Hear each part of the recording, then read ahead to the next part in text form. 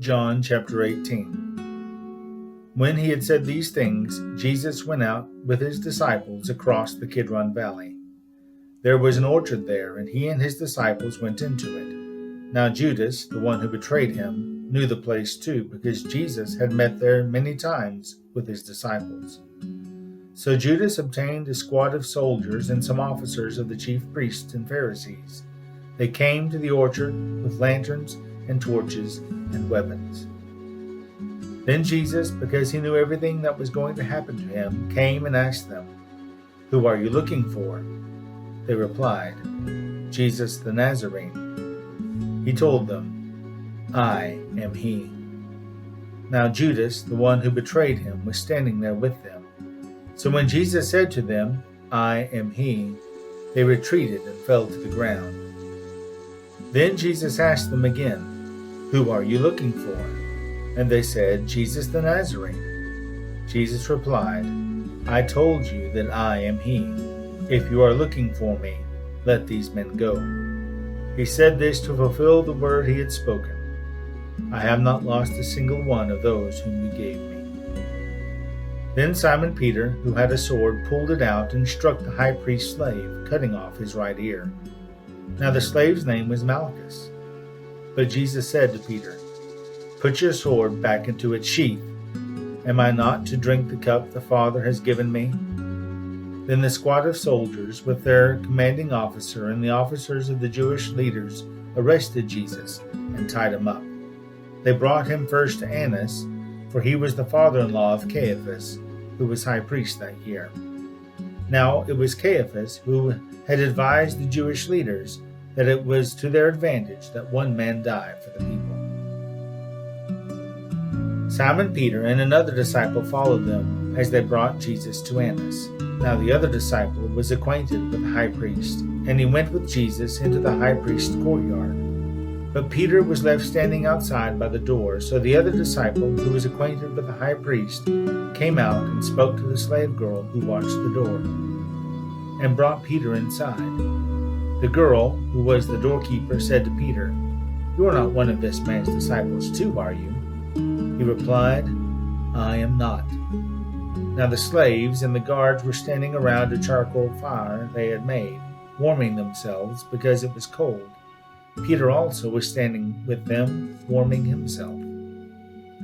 While this was happening, the high priest questioned Jesus about his disciples and about his teaching. Jesus replied, "I have spoken publicly to the world. I always taught in the synagogues and in the temple courts, where all the Jewish people assembled together. I have said nothing in secret. Why do you ask me? Ask those who heard what I said. They know what I said." When Jesus had said this, one of the high priest's officers who stood nearby struck him on the face and said, "Is this the way you answer the high priest?" Jesus replied, "If I have said something wrong, confirm what is wrong. But if I spoke correctly, why strike me?" Then Annas sent him, still tied up, to Caiaphas the high priest. Meanwhile, Simon Peter was standing in the courtyard warming himself. They said to him, "You aren't one of his disciples too, are you?" Peter denied it. "I am not." One of the high priest's slaves, a relative of the man whose ear Peter had cut off, said, "Did I not see you in the orchard with him?" Then Peter denied it again, and immediately a rooster crowed. Then they brought Jesus from Caiaphas to the Roman governor's residence. Now it was very early morning. They did not go into the governor's residence so they would not be ceremonially defiled, but could eat the Passover meal. So Pilate came outside to them and said, "What accusation do you bring against this man?" They replied, "If this man were not a criminal, he would not have handed him over to you." Pilate told them, "Take him yourselves and pass judgment on him according to your own law." The Jewish leaders replied, "We cannot legally put anyone to death." This happened to fulfill the word Jesus had spoken when he indicated what kind of death he was going to die.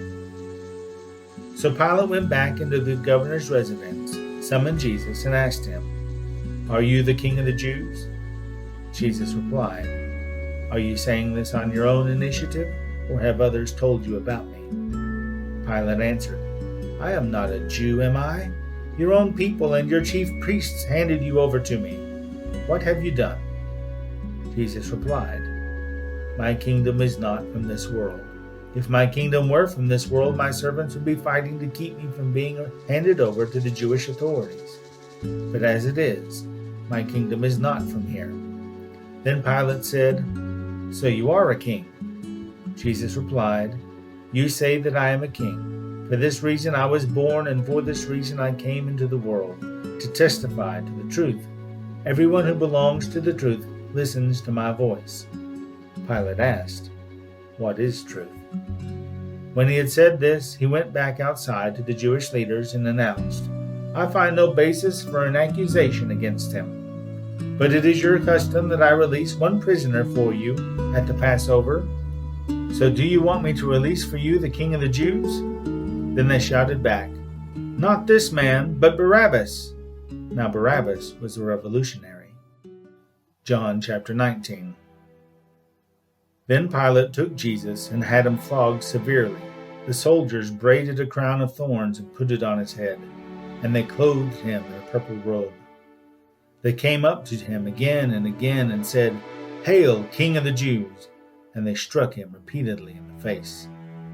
Again Pilate went out and said to the Jewish leaders, "Look, I am bringing him out to you, so that you may know that I find no reason for an accusation against him." So Jesus came outside, wearing the crown of thorns and the purple robe. Pilate said to them, "Look, here is the man." When the chief priests and their officers saw him, they shouted out, "Crucify him! Crucify him!" Pilate said, "You take him and crucify him. Certainly I find no reason for an accusation against him." The Jewish leaders replied, "We have a law, and according to our law he ought to die, because he claimed to be the Son of God." When Pilate heard what they said, he was more afraid than ever, and he went back into the governor's residence and said to Jesus, "Where do you come from?" But Jesus gave him no answer. So Pilate said, "Do you refuse to speak to me? Don't you know that I have the authority to release you and to crucify you?" Jesus replied, "You would have no authority over me at all unless it was given to you from above. Therefore, the one who handed me over to you is guilty of a greater sin." From this point on, Pilate tried to release him, but the Jewish leaders shouted out, "If you release this man, you are no friend of Caesar. Everyone who claims to be a king opposes Caesar." When Pilate heard these words, he brought Jesus outside and sat down on the judgment seat in the place called the Stone Pavement. Now it was the day of preparation for the Passover, about noon. Pilate said to the Jewish leaders, "Look, here is your king." Then they shouted out, "Away with him! Away with him! Crucify him!" Pilate asked, "Shall I crucify your king?" The high priest replied, "We have no king except Caesar." Then Pilate handed him over to them to be crucified. So they took Jesus, and carrying his own cross, he went out to the place called the Place of the Skull, called in Aramaic Golgotha. There they crucified him along with two others, one on each side, with Jesus in the middle. Pilate also had a notice written and fastened to the cross, which read, "Jesus the Nazarene, the King of the Jews." Thus many of the Jewish residents of Jerusalem read the notice, because the place where Jesus was crucified was near the city, and the notice was written in Aramaic, Latin, and Greek. Then the chief priests of the Jews said to Pilate, "Do not write the King of the Jews, but rather, this man said, 'I am the King of the Jews.'" Pilate answered, "What I have written, I have written." Now when the soldiers crucified Jesus, they took his clothes and made 4 shares, one for each soldier, and the tunic remained. Now the tunic was seamless, woven from top to bottom as a single piece. So the soldiers said to one another, "Let's not tear it, but throw dice to see who will get it." This took place to fulfill the scripture that says, "They divided my garments among them, and for my clothing they threw dice." So the soldiers did these things. Now standing beside Jesus' cross were his mother's sister Mary, the wife of Clopas, and Mary Magdalene. So when Jesus saw his mother and the disciple whom he loved standing there, he said to his mother, "Woman, look, here is your son." Then he said to his disciple, "Look, here is your mother." From that very time the disciple took her into his own home. After this, Jesus, realizing that by this time everything was completed, said, in order to fulfill the scripture, "I am thirsty." A jar full of sour wine was there, so they put a sponge soaked in sour wine on a branch of hyssop and lifted it to his mouth. When he had received the sour wine, Jesus said, "It is completed." Then he bowed his head and gave up his spirit. Then, because it was the day of preparation, so that the body should not stay on the crosses on the Sabbath, for the Sabbath was an especially important one, the Jewish leaders asked Pilate to have the victims' legs broken and the bodies taken down. So the soldiers came and broke the legs of the two men who had been crucified with Jesus, first the one and then the other. But when they came to Jesus and saw he was already dead, they did not break his legs. But one of the soldiers pierced his side with a spear, and blood and water flowed out immediately. And the person who saw it has testified, and his testimony is true, and he knows that he is telling the truth, so that you also may believe. For these things happened so that the scripture would be fulfilled, not a bone of his will be broken. And again another scripture says, they will look on the one whom they have pierced.